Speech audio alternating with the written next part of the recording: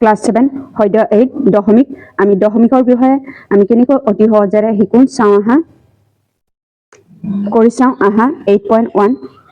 question number 1 কোনটো কলমৰ দৈৰ্ঘ্য বেছি হ'ব আমি কোনটো কলমৰ দৈৰ্ঘ্যটো বেছি আছে এটো হ'ব কোনটো কলমৰ দৈৰ্ঘ্যটো বেছি হ'ব পিনাৰ কলমৰ দৈৰ্ঘ্যটো বেছি হয় এটো পিনাৰ কলম হ'ব এটো হ'ব পিনাৰ কলমৰ দৈৰ্ঘ্য বেছি এটো 8/10 cm হ'ব তাৰপিছত কুৱেশ্যন আমি কি কাৰণে এটা একক ভাগ কৰো কুৱেশ্যন নম্বৰ 2 কোনো বস্তুৰ যোগ যেতিয়া এটা সম্পূৰ্ণ এককতকৈ সৰু বা তাৰ এটা অংশ হিচাপে প্ৰকাশ কৰিবলগীয়া হয় তেতিয়া নিকট যোগ পাবলৈ আমি এককটো সৰু সৰু ভাগত ভাগ কৰো আমি এনেকাও লিখিব পাৰো যিবোৰ মান পূৰ্ণ সংখ্যা নহয় তেন্তে মানক উপস্থাপন কৰিবলৈ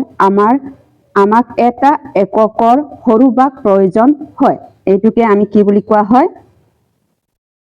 এককতকৈ সৰু সৰু ভাগ কৰিব পাৰো এইটোকে আমি একক ভাগত ভাগ কৰিব পাৰো কুৱেশ্যন নম্বৰ এ 3 তলৰ যোগবোৰৰ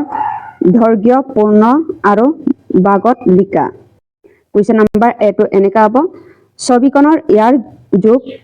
যোগটো কি হ'ব 30 cm হ'ব 30 cm পাছত আৰু 4টা সৰু সৰু গড় আছে এটো 4টা সৰু সৰু গড় আছে অৰ্থাৎ ইয়াৰ দৈৰ্ঘ্য 30 cm আৰু 4 mm হ'ব সৰু সৰু ভাগ হ'ব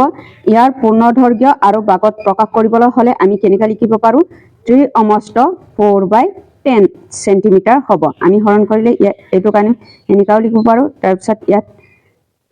এটো 3 × 30 আৰু 4 টো প্লাস কৰিলে 34 হৰণ কৰিলে কিমান হ'ব 3.4 cm হ'ব আমি এনেকাও লিখিব পাৰো তাৰ পিছত এনেকাও লিখিব পাৰো তাৰপিছত কোৱেশ্যন নম্বৰ বি টো এটো হ'ব এটা পেন্সিলৰ কাটা হ'ব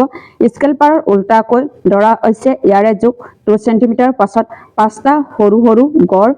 গৈছে এটো 2.5 cm হ'ব এটো 5টা সৰু সৰু গড় আছে তাৰপিছত এটো কি হ'ব 2.5 cm দিয়া আছে এটোক আমি পূৰ্ণ দৈৰ্ঘ্য আৰু ভাগত প্ৰকাশ কৰিবলৈ হলে এটোক আমি কেনেকৈ লিখিব পাৰো 2/5/10 cm হ'ব আমি এনেকা লিখিব পাৰো তাৰপিছত এনেকাও লিখিব পাৰো 2.5 cm হ'ব এটো 10 × 20 20 ৰ লগত 5 প্লাস কৰিলে 25 25 ৰ লগত 10 হৰণ কৰিলে 2.5 cm হ'ব কুৱেশ্যন নম্বৰ সি এটো হ'ব ইয়াৰে যোগ 5 cm অতিক্ৰম কৰি আৰু 4টা সৰু গড়লৈ গৈছে এটো 5.4 cm লৈ গৈছে এতিয়া আমি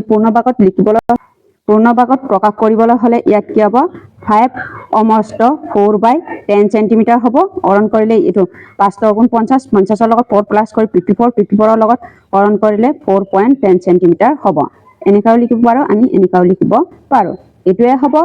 8.1 ৰ প্ৰশ্নৰ উত্তৰটো